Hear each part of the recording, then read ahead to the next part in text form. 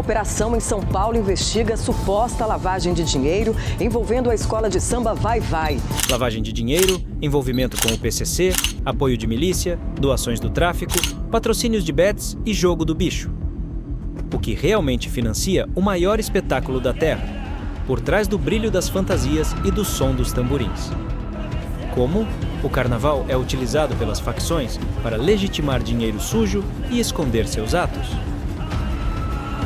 Como o carnaval se tornou um dos maiores esquemas criminosos do país?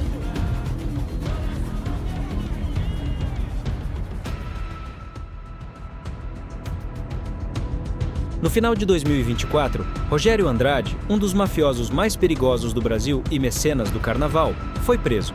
Ele lavava milhões em dinheiro sujo através das escolas de samba. Mas esse não é um caso isolado. Enquanto o Brasil inteiro se deslumbra com as fantasias brilhantes e os carros alegóricos gigantescos, um jogo perigoso acontece fora dos holofotes. Esquemas milionários de lavagem de dinheiro utilizam o carnaval como cortina de fumaça para esconder fortunas sujas e legitimar negócios do crime organizado. E o nome de um dos principais envolvidos nesse submundo chama a atenção. Rogério Andrade, o herdeiro do império do jogo do bicho e um dos maiores financiadores das escolas de samba. Um dos nomes mais temidos do submundo carioca. Ele não é qualquer criminoso. Ele é sobrinho de Castor de Andrade, uma verdadeira lenda do jogo do bicho e também um dos grandes patronos das escolas de samba. Durante décadas, Castor de Andrade reinou absoluto na contravenção e financiava generosamente o Carnaval do Rio de Janeiro.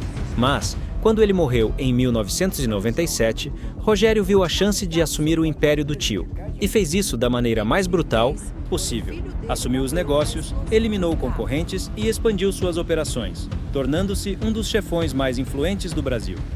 Mas ele não queria apenas dinheiro e poder. Ele queria a cultura do carnaval nas mãos dele. O jogo do bicho, embora ilegal, movimenta milhões de reais todos os meses. Mas esse dinheiro não pode simplesmente aparecer na conta bancária dos bicheiros. É aí que entra o carnaval. O custo de uma escola de samba pode ultrapassar 10 milhões por ano, e esse valor nem sempre é bem explicado. Quando um patrono financia uma escola de samba, ele está colocando dinheiro no evento, mas, ao mesmo tempo, está limpando dinheiro obtido de forma ilegal. Funciona assim. O criminoso investe dinheiro na escola, superfatura notas fiscais de materiais, fantasias e carros alegóricos, e no final, o dinheiro sujo volta para ele de forma aparentemente legal. E o mais chocante, isso acontece há décadas, e ninguém impediu. Pelo contrário, enquanto a festa crescia, os tentáculos do crime organizado se entrelaçavam ainda mais com a cultura popular. O carnaval, um espetáculo de cores, brilho e alegria, tornou-se também um palco discreto para a circulação de dinheiro ilícito. Facções criminosas e milícias não apenas patrocinaram, mas passaram a ditar as regras dentro de algumas escolas de samba. Empresários ligados ao jogo do bicho e ao tráfico de drogas começaram a financiar enredos luxuosos, bancando carros alegóricos grandiosos e fantasias ricas em detalhes. Mas por trás do esplendor da avenida, havia uma transação oculta. A lavagem de dinheiro se camuflava em notas fiscais infladas, doações anônimas e patrocínios sem origem clara. Os números não mentem. O investimento milionário em algumas escolas de samba muitas vezes superava, e muito, os valores declarados oficialmente. Em determinados casos, as autoridades identificaram que os custos de produção de um desfile estavam muito acima do que poderia ser justificado pelos patrocinadores e pela arrecadação da escola. Mas como o carnaval movimenta bilhões de reais e envolve grandes contratos de publicidade e eventos, as investigações sobre a origem desses recursos tornavam-se um desafio gigantesco. Em muitos casos, a fiscalização era superficial e o rastro do dinheiro sujo se dissolvia na multidão. Os criminosos entenderam rapidamente que o carnaval era um terreno fértil para seus negócios. Primeiro, porque a festa já movimentava grandes quantias de dinheiro em espécie, tornando mais fácil a mistura de recursos ilícitos com os legais. Segundo, porque a estrutura de financiamento das escolas de samba permitia que doações e patrocínios ocorressem sem tantos questionamentos. Além disso, eventos paralelos, como festas privadas e blocos de rua, também serviam como um canal para escoar valores obtidos por meio de atividades ilícitas. Mas não era só sobre dinheiro, era sobre poder. O domínio do carnaval também significava influência em comunidades inteiras.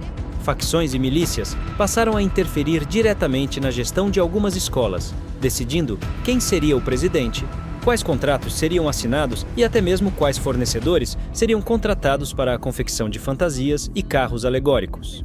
Em alguns casos, sambistas e dirigentes eram ameaçados ou coagidos a aceitar as regras impostas pelo crime organizado. As escolas, antes redutos da cultura popular, tornaram-se, em alguns casos, reféns de interesses escusos. Mesmo com denúncias e investigações, o esquema persistia. Muitas dessas relações criminosas eram veladas, protegidas por uma rede de influências políticas e empresariais que impedia uma fiscalização rigorosa. E assim, ano após ano, o dinheiro do tráfico, das milícias e do jogo do bicho continuava desfilando livremente na Sapucaí e no Anhembi, escondido sob o brilho do carnaval. Se antes o jogo do bicho era a única força por trás do carnaval, hoje o cenário mudou. As facções criminosas também querem seu pedaço do bolo. O primeiro comando da capital, PCC, a maior facção criminosa do Brasil, já foi apontado, em investigações, como um dos grupos que usa escolas de samba para escoar dinheiro do tráfico de drogas. O jogo do bicho dominou o carnaval por décadas, mas hoje ele não é mais o único dono da festa. Com a ascensão do tráfico de drogas e a expansão das milícias no Rio de Janeiro e em outras capitais, o controle do carnaval se tornou uma guerra silenciosa nos bastidores. Facções criminosas perceberam que as escolas de samba não eram apenas expressões culturais, mas também uma máquina de lavar dinheiro perfeita.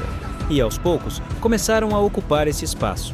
O primeiro comando da capital, PCC, a maior facção criminosa do Brasil, e o Comando Vermelho, CV, seu rival histórico, passaram a atuar fortemente nesse setor, disputando territórios e influências com o jogo do bicho. Como dezenas de traficantes armados.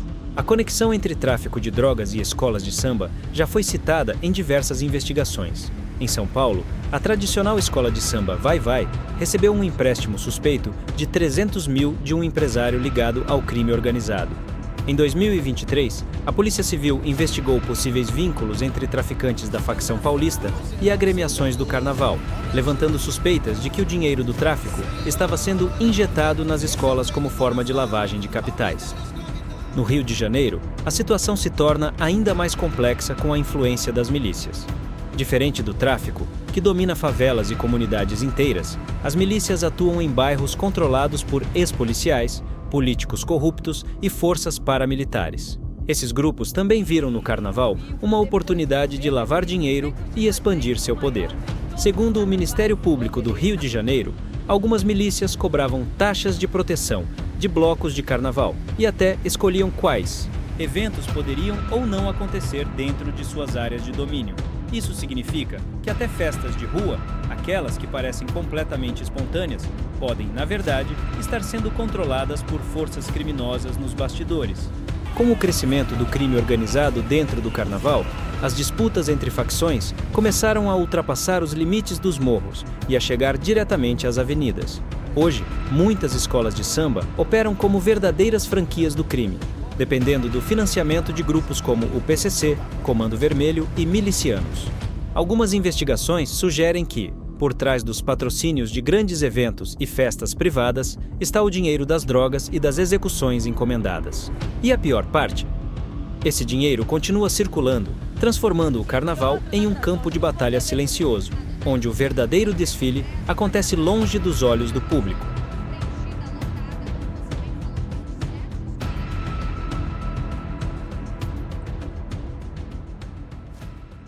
As casas de apostas online, as chamadas bets, movimentaram somente no ano passado quase 70 bilhões de reais, de acordo com um estudo da Confederação Nacional do Comércio de Bens, Serviços e Turismo. As organizações criminosas, sempre em busca de novas formas de lavar dinheiro e expandir seus domínios, encontraram nas apostas online, conhecidas como bets, um terreno fértil para suas operações ilícitas. Facções como o Primeiro Comando, da capital, PCC, e o Comando Vermelho, CV, além de bicheiros tradicionais, passaram a disputar o lucrativo mercado das apostas esportivas no Brasil. Investigações revelam que essas organizações utilizam as plataformas de apostas para legitimar recursos provenientes de atividades ilegais, como o tráfico de drogas e jogos de azar clandestinos. O modus operandi é engenhoso. Os criminosos injetam dinheiro ilícito nas plataformas de apostas, realizando múltiplas apostas de valores variados. Ao obter ganhos, mesmo que pequenos, conseguem justificar a origem do dinheiro como sendo fruto de apostas bem-sucedidas, mascarando assim a procedência criminosa dos recursos. Essa estratégia não apenas facilita a lavagem de dinheiro, mas também amplia os lucros das facções, que passam a controlar uma fatia significativa do mercado. O Carnaval, a maior festa popular do Brasil, carrega um brilho inegável. É a celebração da cultura, da resistência e da identidade nacional. Mas, por trás do esplendor das fantasias, do ritmo contagiante dos sambas enredo e dos carros alegóricos monumentais, existe uma realidade muito mais obscura. A cada ano, facções criminosas, milícias e organizações envolvidas em esquemas ilícitos se infiltram ainda mais no coração dessa festa, utilizando suas estruturas para legitimar fortunas ilícitas, lavar dinheiro e expandir sua influência sobre comunidades inteiras. O tráfico de drogas, as milícias e o jogo do bicho, que antes operavam discretamente nos bastidores, agora se misturam à estrutura financeira das escolas de samba e eventos carnavalescos. Mas diante desse cenário, surge a pergunta inevitável: a solução? O combate à corrupção dentro das escolas de samba, a regulamentação das bets e o fortalecimento da fiscalização financeira são apenas alguns dos caminhos para barrar essa infiltração criminosa. No entanto, sem uma ação efetiva e coordenada entre autoridades, órgãos reguladores e a própria sociedade, o Carnaval continuará sendo, para o crime organizado, uma avenida livre para o poder e o dinheiro sujo. Mas sejamos sinceros, considerando nossas autoridades tão competentes e absolutamente honestas, jamais corruptas ou mal intencionadas, é muito improvável que, depois de décadas, elas tomem alguma providência séria.